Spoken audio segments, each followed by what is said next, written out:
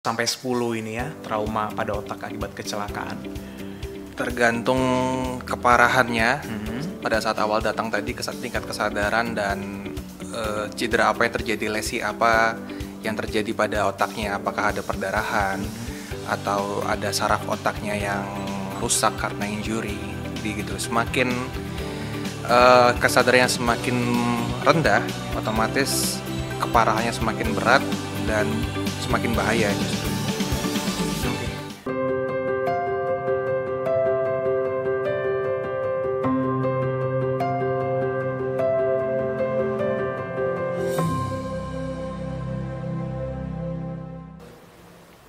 Selamat sore Sobat Kei. Kecelakaan adalah kejadian yang tidak terduga. Terkadang dampaknya bisa menyebabkan cedera yang serius sampai trauma yang menimpa berbagai anggota tubuh. Salah satunya yaitu otak. Trauma pada otak akibat kecelakaan akan berdampak signifikan pada kesehatan hingga kualitas hidup seseorang.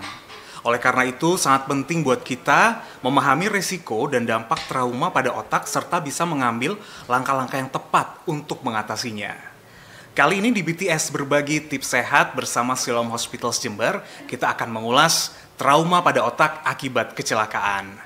Nah, di studio sekarang Iksan sudah ditemanin oleh Dr. Resi Prastikarunia SPBS MKetlin, dokter spesialis bedah syaraf Siloam Hospitals Jember, dan Mr. Muhammad Nurul Muflikin selaku Marketing Communication Siloam Hospitals. Selamat sore Dr. Resi, Mas Ikin. Selamat sore. Sehat semuanya ya? Alhamdulillah. Sehat. Iya. Saya ketemu lagi personil baru Mas Ikin ya di Siloam Hospitals. Iya, ada satu lagi personel dokter baru maksudnya ya. Oh, yes, Iya. personel Iya, dokter. personel dokter. Jadi kebetulan kita sekarang nambah satu personel dokter baru, Iya. tepatnya di spesialis bedah saraf. Wah, Dokter jadi Resi. semakin banyak dong ya Iya, benar banget. personilnya. Otomatis layanannya juga akan semakin prima ya Iya, Mas ya. benar sekali. Dan sekarang total dokter spesialis di Siloam Hospital Jember ada 26 jenis spesialis. Oh. Ada ini nggak Mas? Mau buka dokter lain nggak Mas? Wah, itu nanti tunggu info lebih Info lanjutnya ya. di Instagramnya Siloam. Siap. Soalnya kalau misalkan buka lowongan dokter ya Mas ya, saya bisa jadi dokter cinta. Oh iya. Bercanda ya Sobat K ya. Hari ini kita membahas trauma pada otak akibat kecelakaan. Dokter Resi sebelumnya udah berapa lama nih di Siloam Jember? Kurang lebih 2 bulan kayaknya. 2 bulan ya, bulanan. dokter ya. Oke. Domisili sini atau luar aslinya? Asli Surabaya, Surabaya. domisili Lumajang, ya PP Lumajang Surabaya. Oh, PP Lumajang Jember. Ya, Siap, masih bisa diakses lah ya dok ya. bisa diakses. Dan ini kalau perjalanan jauh juga kita harus berhati-hati ya dok ya. Benar. Traffic aman tapi dok ya, Jember Lumajang itu. Alhamdulillah selama ini aman sih. Aman selama ini alhamdulillah ya dok ya. Tapi mungkin pernah menemui dok pada saat perjalanan ada insiden-insiden kecelakaan Iya, pernah. gitu. Pernah. Dan itu semua memang membuat kita akhirnya harus mawas diri Sobat Kei, selalu berhati-hati pada saat berkendara karena yang dikhawatirkan adalah dampak dari kecelakaan yaitu terjadi trauma pada otak seperti yang akan kita bahas kali ini. Kita mungkin mengawalinya dengan ini dulu dok ya, memahami apa sih fungsi otak di kehidupan sehari kita gitu. Jadi otak itu sebenarnya ukurannya kecil, nggak lebih besar dari beberapa organ yang lain, dan beratnya pun juga nggak lebih berat. Cuman dia memiliki fungsi yang krusial yaitu untuk kesadaran. Ya, untuk kesadaran di situ untuk fungsi-fungsi yang lain, fungsi seperti motorik, ya, untuk bergerak, untuk berpikir, memori, emosi, penglihatan, semuanya itu dari situ semua. Sentralnya juga ya dok, di Iya, kepala sebagai kita pusat ya. Dia termasuk susunan saraf pusat. Semisal terjadi kayak benturan ya yang diakibatkan kecelakaan, ini otomatis akan berpengaruh ya dok ya pada otak Pastinya. itu. Oke. Nah kita langsung menuju ke trauma pada otak nih dok. Seperti apa itu dok? Sehingga ketika seseorang setelah mengalami kecelakaan dia terdiagnosa ini trauma pada otaknya. Yang dinamakan trauma itu semua yang terjadi karena adanya force ya, ada gaya yang mengenai bagian kepala yang menyebabkan kerusakan di otak. Ya, jadi trauma pada otak itu dikategorikan sebagai tiga kategori. Ada cedera otak ringan, sedang, berat, itu tergantung dari skor kesadarannya. Oke. Ya, kapan dikatakan ringan, sedang, berat itu ada penilaian tersendiri, dan setelah pasien itu mengalami kecelakaan dan trauma pasti akan kita lakukan asesmen ya untuk melihat derajat keparahannya, terus kita pemeriksaan fisik melihat fungsi-fungsi apa yang hilang pada pasien tersebut. Nanti akan dikonfirmasi dengan pemeriksaan penunjang seperti CT scan atau MRI atau pemeriksaan penunjang yang lainnya. Baik. Ada 3 klasifikasi nih, tadi cedera otak ringan, sedang, dan berat. Perbedaannya gimana nih dok antar ketiga klasifikasi ini? Dari tingkat kesadarannya, otomatis semakin ringan semakin baik prognosanya atau hasil akhirnya, semakin berat hasil akhirnya justru semakin berat juga. Jadi selain untuk mengkategorikan cedera otak, itu juga bisa sebagai kita nanti edukasi ke keluarga tentang hasil akhir yang diharapkan dari pengobatan, perawatan atau operasi. Gitu. Kita juga perlu tahu dok ya, seperti apa gejala-gejala orang setelah kecelakaan ya, dia mengalami trauma pada otaknya. Gejala setelah kecelakaan ya, jadi sebenarnya tergantung dari lokasi kecelakaannya tersebut sih. Kan ada banyak regional di otak, ada region frontal di sini, parietal, ya, temporal, occipital, itu tergantung dari di mana letak cederanya. Kalau biasanya memang paling sering itu kecelakaan itu adalah pada temporal sini, karena memang kalau kita lagi berkendara, naik motor contohnya ya, pasti kan kalau kecelakaan kan refleks kita akan selalu memiringkan badan ke kanan atau ke kiri kan, kan jarang kita refleksnya malah menjatuhkan ke depan atau ke belakang. Jadi memang paling sering itu lokasinya di kanan dan kiri, entah di parietal itu di sisi atas atau temporal di sisi bawah. Kalau memang terkenanya di atas di parietal, itu mungkin bisa gejala pasca trauma itu bisa kelumpuhan motorik, tergantung kalau sisi otak sisi kanan dia mengatur fungsi gerak kiri, otak begitu pun juga sebaliknya. Fungsi bicara juga bisa terganggu ya, fungsi bicara, memori juga bisa terganggu. Kalau itu di sisi parietal dan temporal. Kalau di frontal mungkin gangguan emosi, gangguan kognitif, ya. Kalau di sisi belakang mungkin gangguan penglihatan. Sebenarnya tergantung dari lokasinya. Hanya pada kecenderungan orang itu kan ketika dalam posisi jatuh itu dia di samping kiri atau kanan ya dok ya? Ya, cenderung lebih memiring. Ya. Ketika dia jatuh refleksnya pasti ke kanan atau ke kiri. Atau gitu ke kiri. Jadi lebih secara statistik paling sering memang di sebelah kanan temporal atau dan kirinya. parietal ya itu. Oke, gejala-gejalanya ini termasuk udah tandanya ya dok ya berarti ya? Kelumpuhan motorik, kemudian fungsi bicara yang terganggu, memori ini berkaitan sama ini ya dok ya, hilang ingatan gitu ya? Iya mungkin bisa short term memory, long term memory itu juga bisa terganggu. Oke. Tapi yang jelas itu sih selain itu adalah biasanya kalau emang parah gejalanya ya kesadarannya menurun. Kesadarannya menurun. Ya. Baik. Penglihatan juga bisa terganggu ya dok ya? Benar, bisa terganggu. Itu bisa sebagian atau mungkin total dok? Bisa sebagian, bisa total, tergantung dari kerusakan yang terjadi pada saat awal. Kalau kerusakan yang terjadi itu parsial, mungkin bisa kembali. Tapi kalau kerusakannya total, hampir mungkin tidak bisa kembali. Hati-hati ya mas ya.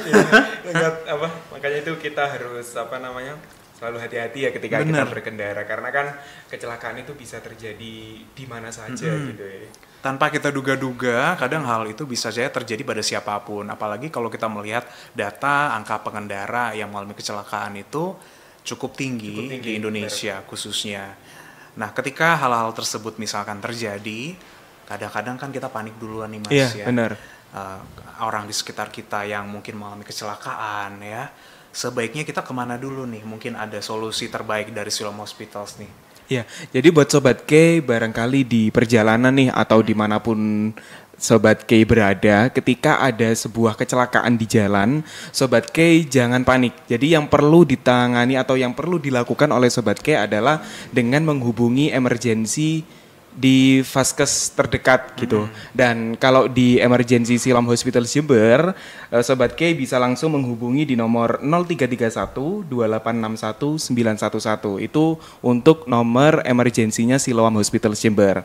Dan untuk emergency Siloam Hospital Jember, kita juga menyediakan penjemputan ambulan gratis, Mas Iksan. Iya. Jadi untuk radius maksimal 10 km dari Siloam Hospital Jember, nanti dari ambulans Siloam Jember akan langsung menjemput di tempat kejadian kecelakaan tersebut. Dan ketika ambulans itu datang ke tempat kejadian tersebut, itu di dalam ambulans juga ready dari dokter dan juga perawat gitu. Jadi harapannya penanganan itu sudah kita lakukan ketika dalam perjalanan menuju rumah sakit. Jadi tidak harus menunggu sampai di rumah sakit dulu baru ditangani gitu. Jadi waktu di perjalanan menuju ke rumah sakit itu dokter dan juga perawat menangani pasien Langsung tersebut pasien, ya? gitu. Iya. Baik, nah ini dia Sobat K, emergency call atau kontak emergensinya Siloam harus di save 0331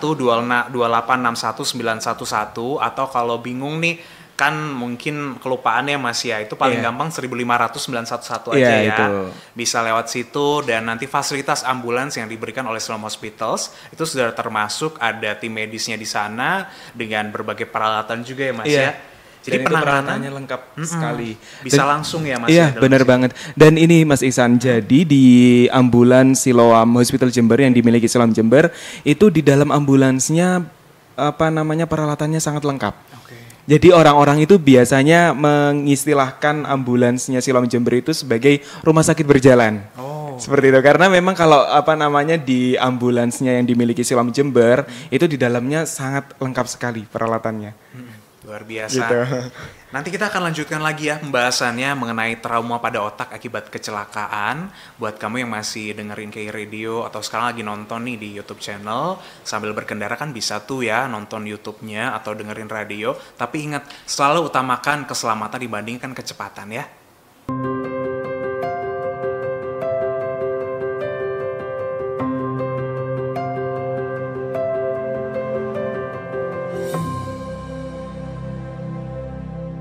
Kembali lagi di BTS Berbagi Tips Sehat bersama Siloam Hospitals Jember yang bisa Sobat K tonton juga di YouTube channel KI Radio. Kalau ketinggalan nih konten-konten sebelumnya, silakan langsung aja ke YouTube channel, boleh di KI Radio atau di Siloam Hospitals Jember.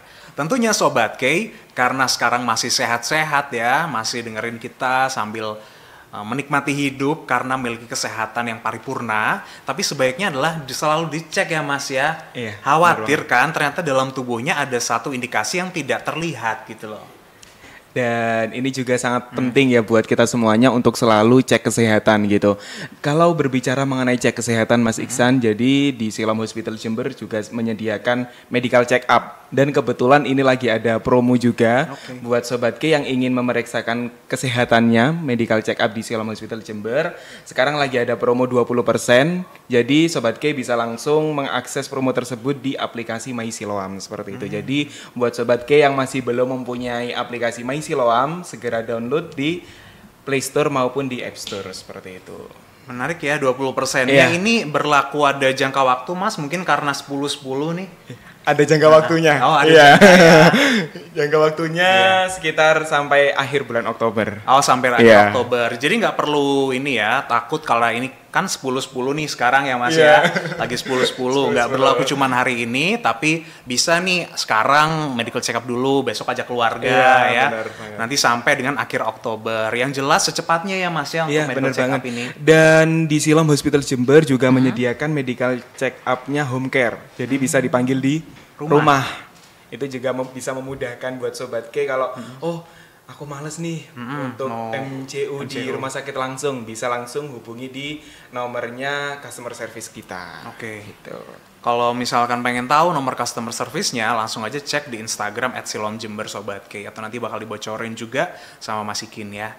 Lanjut lagi pembahasannya, tapi sebelumnya kayaknya kita ke ini dulu ya Mas ya. Tadi kan sempat disinggung oleh Dokter Resi nih mengenai MRI dan CT scan itu ya yang akan biasanya dilakukan untuk melakukan diagnosis pada pasien yang setelah kecelakaan itu ya. itu. Nah, ini bagaimana Mas untuk layanan di Siloam ini?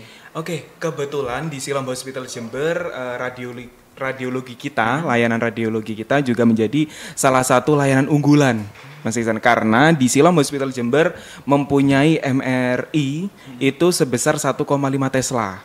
Dan ini juga menjadi salah satu rumah sakit yang mempunyai besaran MRI terbesar se-area Tapal Kuda gitu. Jadi makanya rumah sakit se-area Tapal Kuda biasanya itu merujukkan pasiennya ke Siloam Hospital Jember seperti itu. Selain itu kita juga mempunyai CT scan sebesar 64 slice ya. Jadi slice-nya sudah banyak, jadi itu juga bisa memudahkan untuk mendiagnosis atau mengetahui penyakitnya itu apa gitu. Karena kalau kita mengistilahkan ketika kita ada kue kita kasih tusuk gigi atau jarum pentul nih misalnya. Nah, ketika kue tersebut dipotong sebanyak 64, maka potongan itu kan otomatis akan kecil-kecil. Jadi ketika kue tersebut dipotong kecil-kecil, maka semakin mudah kita menemukan tusuk itu tadi atau jarum pentul di dalam kue tersebut. Itu juga terjadi di CT scan kita gitu. Jadi 64 slice bukan banyak ya. Bisa lebih kita ketahui ya bagaimana Benar. permasalahan kesehatan apa yang dihadapi nih pada saat ini. Baik, kembali lagi kita masih membahas soal trauma pada otak akibat kecelakaan. Seberapa bahaya jadi ya Dok ya kalau kita range-kan 1 sampai 10 ini ya, trauma pada otak akibat kecelakaan? Tergantung keparahannya pada saat awal datang tadi, tingkat kesadaran dan cedera apa yang terjadi, lesi apa yang terjadi pada otaknya, apakah ada perdarahan atau ada saraf otaknya yang rusak karena injury. Jadi gitu, semakin kesadarannya semakin rendah, otomatis keparahannya semakin berat dan semakin bahaya justru. Oke. Kita spill lagi sedikit pembahasan yang sebelumnya, penyebab atau apa yang menyebabkan trauma pada otak setelah orang mengalami kecelakaan itu, Dok. Jadi setelah orang kecelakaan jatuh, ada benturan ya, ada gaya pada force pada otaknya, pada kepalanya. Yang pertama sebenarnya yang paling gampang kalau pada perdarahan epidural, jadi ada namanya epidural hematom, itu perdarahan di lokasi di mana gaya itu terjadi. Dia terkena di kanan, ya mungkin akan di kanan aja gitu. Jadi namanya direct injury, ya, yang impact-nya itu sesuai lokasi perdarahannya. Yang kedua itu ada yang namanya itu indirect injury. Jadi dia karena ada gaya, terus disertai selain ada gaya, dia juga mungkin dalam kecepatan yang tinggi. Jadi setelah gaya itu terjadi, habis itu kecepatannya tinggi, otomatis yang awalnya dia akselerasi, ya cepat jadi deselerasi, jadi melambat. Jadi otak itu di dalam itu terguncang. Jadi selain ada gaya yang terkena, otak yang di dalam juga terguncang. Jadi kasarannya memar di dalam otaknya itu juga bisa terjadi injury. Yang ketiga mungkin selain ada injury dan akselerasi deselerasi itu ada kalau misalnya pasiennya itu terputar rotasi. Jadi karena dia terputar kepalanya seperti itu, jadi sarafnya itu yang awalnya seperti ini itu bisa stretch, ya semakin meregang terus putus. Itu saraf otaknya itu. Jadi yang mungkin ya gambarnya seperti itu sih. Oke. Kalau tadi mungkin kurang lebih ke pengendara motor nih ya Dok ya. Kalau pengendara mobil nih ketika mereka mengalami kecelakaan, itu kan kadang kepalanya terbentur ke depan tuh ya Dok ya. Nah itu bisa juga nggak memungkinkan terjadi trauma pada otak? Bisa, yang tadi itu mungkin kalau pengendara motor pakai helm ya, ya mungkin bisa mengurangi direct injury-nya tadi yang trauma langsung. Kalau pada pengendara mobil kita pakai sabuk, tapi kan setelah mobil itu tabrakan contohnya ya, kan otak kepala itu kan akan maju mundur. Itu tadi itu ada mekanisme akselerasi deselerasi. Yang awalnya kan kita cepet nih naik mobil, terus tiba-tiba berhenti kan pasti gini. Ya itu ada terjadi. Goncangan aja ya Dok ya. Benar, goncangan di kepalanya. Gitu. Ya, Baik, itu baik. bisa menjadi injury juga di otaknya. Kalau diperhatikan dok, standar keamanan orang menggunakan helm ber-SN itu nggak cukup ya dok ya untuk menjaga resiko itu ya mungkin ya. Yang jelas kan mengurangi resiko. Mengurangi ya. lah Cuman ya. kan ya hari buruk itu kan nggak ada di kalender ya. Ya kita tetap harus berhati-hati. Kita berhati-hati pun juga orang lain pun juga kadang ada yang nggak berhati-hati. Ya. Dampaknya sehingga ke kita ya. Ya saling lah intinya. Iya. Saling hati-hati. Mau Begitu naik juga dengan ini ya, mobil juga ya. Iya. Sudah kenakan seat belt ya. Tapi masih aja bisa maju mundur tadi ya. Oke, tapi itu adalah salah satu cara untuk mengurangi resiko setidaknya dok ya. Mengurangi resiko supaya kalau dalam perjalanan, semisal nih terjadi kecelakaan, ya mudah-mudahan lah tidak sampai terjadi trauma pada otak. Nah, dampaknya pada kehidupan sehari-hari nanti akan seperti apa dok, trauma pada otak ini? Kalau kerusakannya permanen total, ya mungkin akan kehilangan fungsi ya tergantung dari lokasinya tadi.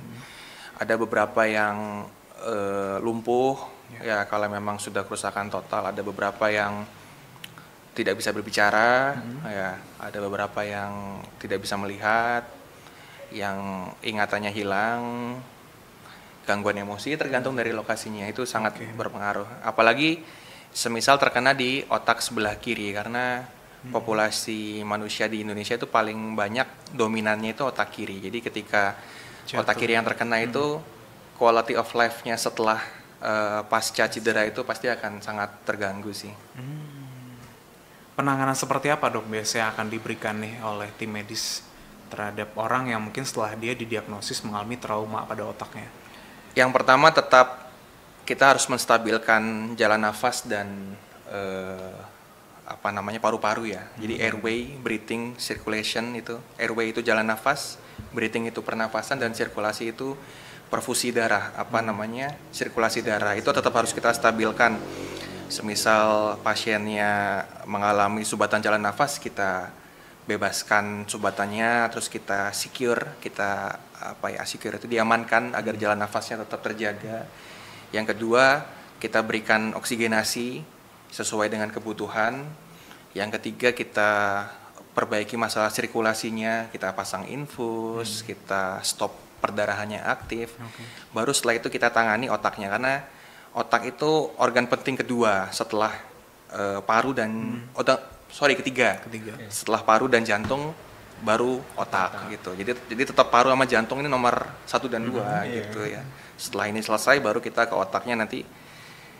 Setelah trauma terjadi, setelah kita resusitasi stabil, baru kita lakukan pemeriksaan penunjang tadi seperti CT scan atau MRI. Tapi pada trauma memang paling ideal itu CT scan karena lebih murah dan lebih cepat.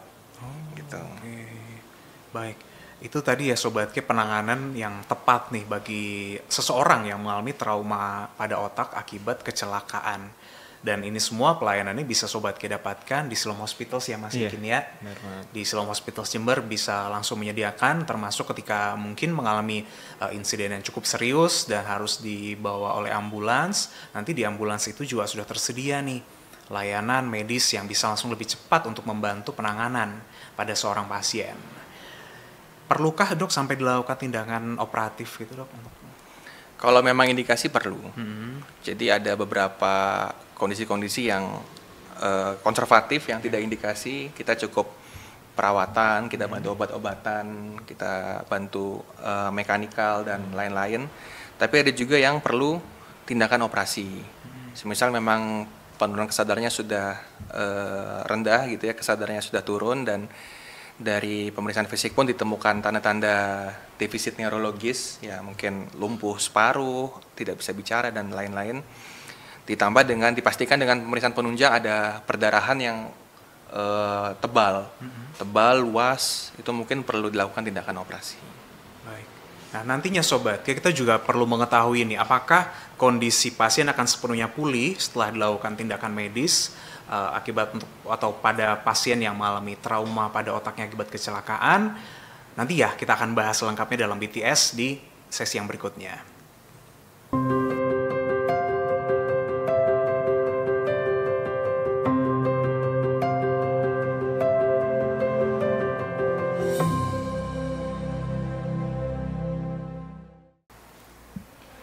Kembali lagi di BTS Berbagi Tips Sehat bersama Siloam Hospitals Jember. Sore hari ini kita masih membahas tentang trauma pada otak akibat kecelakaan bersama Dr. Resi Prastikarunia SPBS MKet Clean, dokter spesialis bedah syaraf Siloam Hospitals Jember.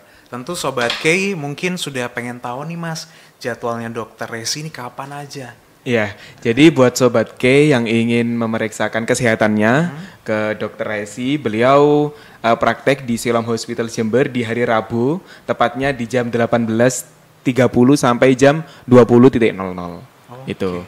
Jadi buat Sobat K yang mau memeriksakan kesehatan ke poli rawat jalan di Siloam Hospital Jember, bagi pengguna BPJS bisa melakukan reservasi di aplikasi JKN Mobile.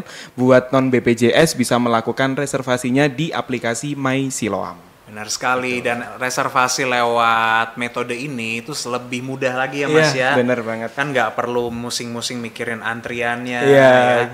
Jadi udah bisa langsung nih ketika mau reservasi ya, boleh lewat aplikasi JKN Mobile atau bisa juga lewat Siloam Hospitals Jember. Oke, kita masih membahas mengenai trauma pada otak. Sebenarnya ngeri sih Mas ya bahasannya hari ini, tapi mau gimana lagi kan ya. Karena hal seperti ini juga kita harus terbuka banget dong sama masyarakat yang biasanya mungkin berkendara jarak waktu paling dekat tuh cuman ke warung depan ya.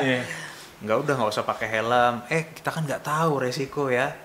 Resiko itu tiba-tiba mungkin radius cuman 1 meter doang ya, atau 30 cm dari jarak kita berdiri aja, nggak ada yang tahu mengenai hal seperti itu Sobat K. Jadi sangat penting untuk selalu menjaga diri dengan standar keamanan yang bisa kita lakukan nih, baik bagi pengendara roda 2 maupun pengendara roda 4.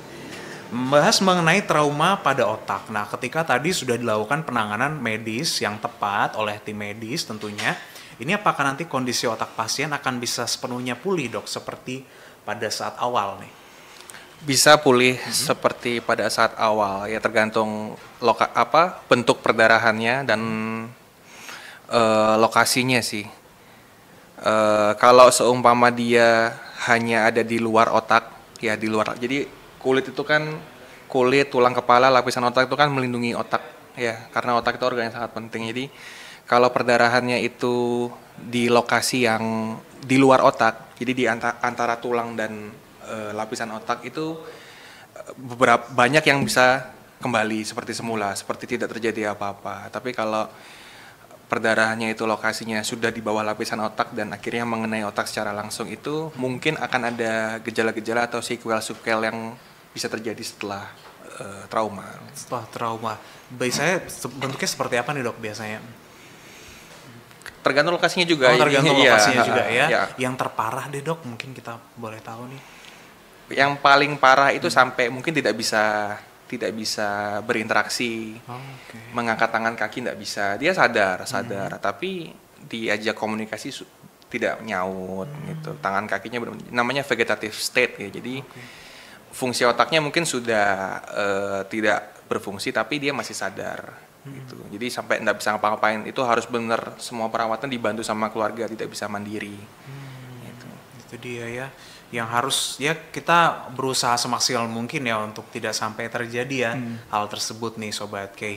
Dan mengenai tindakan medis ya dok ya, untuk seorang pasien yang terjadi trauma pada otaknya, apakah mungkin kan juga nih keluarga bisa mendukung selama masa pemulihan dok?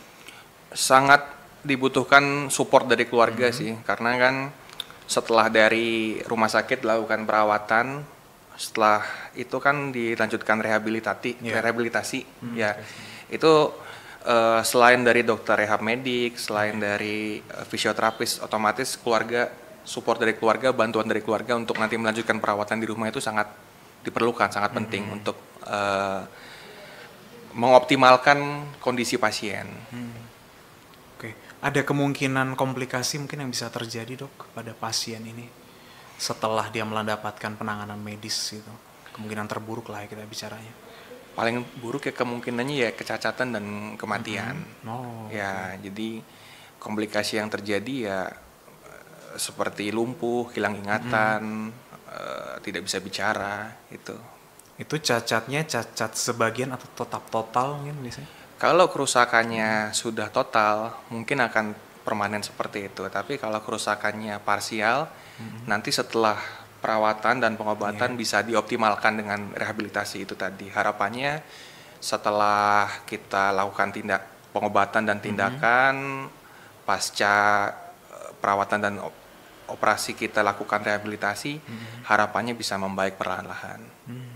Oke. Padahal kalau kita lihat ya itu kan yang terkena hanya otaknya aja ya dok ya. Tapi dia bisa langsung ya berpengaruh sama anggota tubuh yang lain.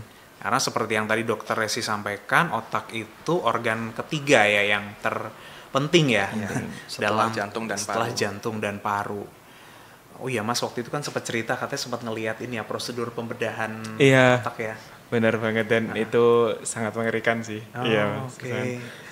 Jadi pentingnya kita harus selalu berhati-hati ketika menjaga diri nih pada saat berkendara tentunya. Dan tapi sebenarnya Sobat K tidak perlu khawatir ketika mungkin ada anggota keluarga atau kerabat yang mungkin mengalami permasalahan kesehatan, yang mengalami kecelakaan.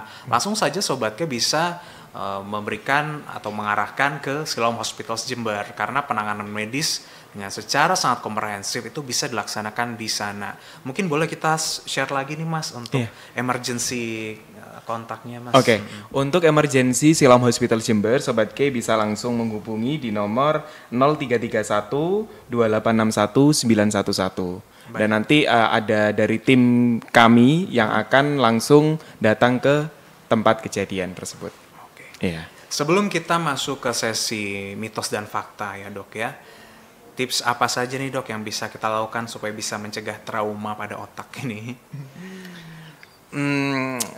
Tetap memakai semua yang standar ya, SNI ya. Kalau pengendara sepeda motor ya memakai helm, mungkin pakai jaket pelindung kali ya atau apapun itulah. Terus kalau pengendara mobil ya seat belt ya. Karena itu. Biasanya orang-orang kan takutnya itu karena ditilang polisi ya, padahal itu kan keamanan diri sendiri ya. Keamanan diri sendiri padahal itu ya. Benar. Ya, berhati-hati dalam berkendara. Kan ada larangan nggak boleh di atas 100 kalau di jalan tol ya. Terus yang paling penting sih ya berdoa sih. Iya emang ya. Benar banget. Berdoa. Jadi sebelum melakukan apa-apa harus berdoa terlebih dahulu. Iya, berdoa terlebih dahulu. Tapi kalau udah berdoa, tetap dong ya harus patuh ya. Iya, benar. Sama ini ya, regulasinya atau bagaimana standar keselamatan dalam berkendara itu harus tetap diterapkan. Jangan lupa Sobat K, kamu juga bisa nih mengikuti konten-konten BTS yang sebelumnya, episode sebelumnya di YouTube channel K Radio maupun Siloam Hospitals Jember. Nantinya kita akan mengulas lagi beberapa pernyataan ya. Pernyataan ini sebenarnya masuk dalam kategori mitos atau masuk dalam kategori fakta. Tetap di BTS, berbagi tips sehat.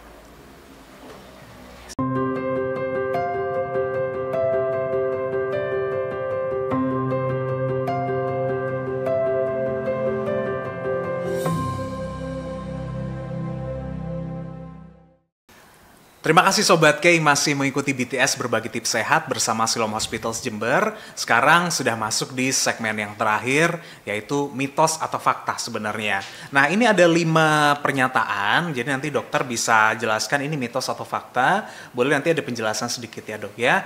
Nah beberapa mungkin tadi sempat masuk dalam pembahasan di sebelumnya, tapi it's okay, ada yang bisa jadi kelewatan tadi. Yang pertama, trauma pada otak menyebabkan amnesia dok. Fakta, karena tergantung dari lokasi traumanya, semisal dia mengenai daerah yang mengatur fungsi ingatan ya, itu bisa terjadi amnesia retrograde atau yang lain-lain. Selain amnesia mungkin short term memory, long term memory itu juga mungkin bisa terganggu. Tergantung dari tingkat keparahan dan lokasi injury-nya di mana. Siap. Jadi ini fakta ya Sobat K, trauma pada otak menyebabkan amnesia. Yang berikutnya, pria lebih berisiko mengalami trauma pada otak. Pernyataan ini mitos atau fakta dok? Sebenarnya boleh nggak jawab mitos atau fakta ya? Boleh juga dok. Ya. Boleh. Kecenderungan sebenarnya, karena pria kan mungkin lebih ugal-ugalan ya. Pada saat nyetir ya dok ya. Iya. Oh. Kalau lebih beresiko sebenarnya resiko antara pria dan wanita itu sama gitu. Cuman kalau dilihat pria kan lebih sering bekerja dibanding wanita. Ya, ini bukan ini ya. Stereotip. Bukan stereotip ya. Cuma kan memang pria kan yang pencari nafkah ya. Ya. Jadi resiko untuk terjadi kecelakaan pada saat berkendara itu juga pasti lebih tinggi pria gitu. Tapi secara statistik sama pria dan wanita sebenarnya. itu sama. Lebih kecenderungan aja. Ya ugal-ugalannya itu tadi ya. Ugal-ugalan buru-buru Iya. gitu. Dikejar apalagi tiba-tiba istri udah target ya kan ya. Jadi ya mungkin fakta ya. Bisa lah ke situ. Yang ketiga, trauma pada otak dapat menyebabkan tumor otak, dok. Ini ada kecenderungan juga sebenarnya. Kecenderungan juga Jadi, sebenarnya. bisa dibilang iya, bisa dibilang nggak ada kaitannya langsung, tapi ada yang pernah mereportkan case report itu kalau setelah terjadi trauma itu mungkin ada sel-sel di otak yang terganggu, sel-sel yang mengatur, sel-sel onkogen terganggu, mungkin bisa terjadi tumor setelahnya. Cuman ini sangat jarang sekali, jadi fakta tapi jarang terjadi. Jarang terjadi. Oke, berikutnya, trauma pada otak dapat disembuhkan dengan tindakan paliatif, dok. Kalau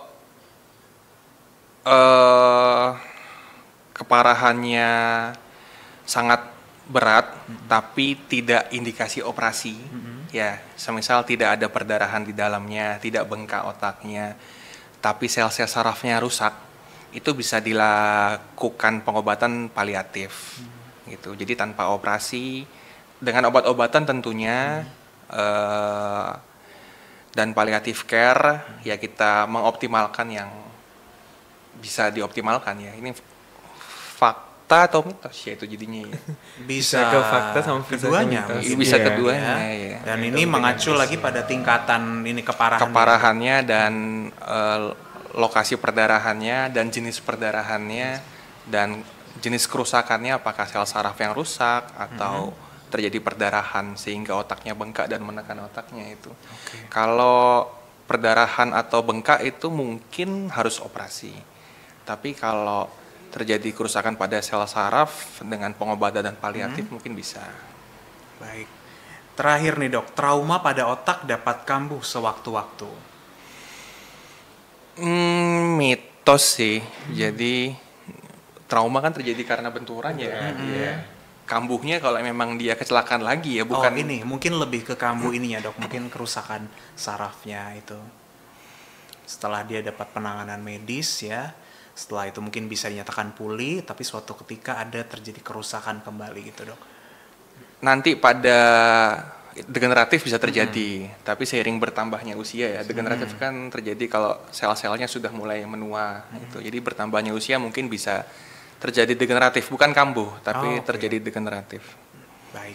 Sudah terjawab ya Sobat K beberapa mitos dan fakta seputar trauma pada otak. Kalau mungkin nih Sobat K pengen konsultasi lebih banyak lagi dengan Dokter Resi, bisa ikutin jadwalnya ya Mas Iya, ya. benar Kapan banget. tuh Mas? Untuk jadwal praktek dari Dokter Resi di hari Rabu, tepatnya di jam 18.30 sampai jam 20.00. Itu. Siap. Mas Ikin mungkin ada informasi tambahan lagi nih. Untuk informasi tambahan mungkin sekedar mengingatkan aja sih Mas ya.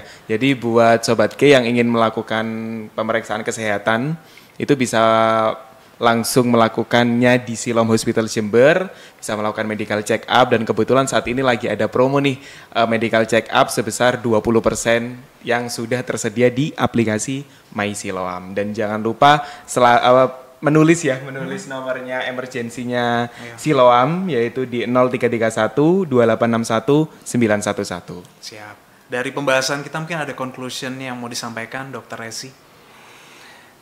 Jadi ya selalu berhati-hati dalam berkendara ya. Kalaupun naudzubillah min dzalik terjadi kecelakaan, segera hubungi vaskes terdekat ya, sehingga bisa diberikan penanganan yang komprehensif. Oke. Oke, siap. Terima kasih banyak ya, Dokter Resi waktunya, Mas Ikin juga terima kasih. Wah, ini banyak banget juga informasi tentang Siloam Hospitals Jember pelayanannya, termasuk juga karena pembahasan kita mengenai trauma pada otak akibat kecelakaan. Ini justru akan semakin buat kita waspada, Sobat K. Pada saat berkendara harus terus berhati-hati, selalu mematuhi peraturan dalam berlalu lintas, menerapkan standar keamanan yang tepat. Tapi yang namanya resiko memang tidak ada yang tahu kapan itu bisa terjadi. Ketika resiko itu terjadi, Sobat K harus mendapatkan pelayanan medis di tempat yang tepat, yaitu bisa ke Siloam Hospitals Jember.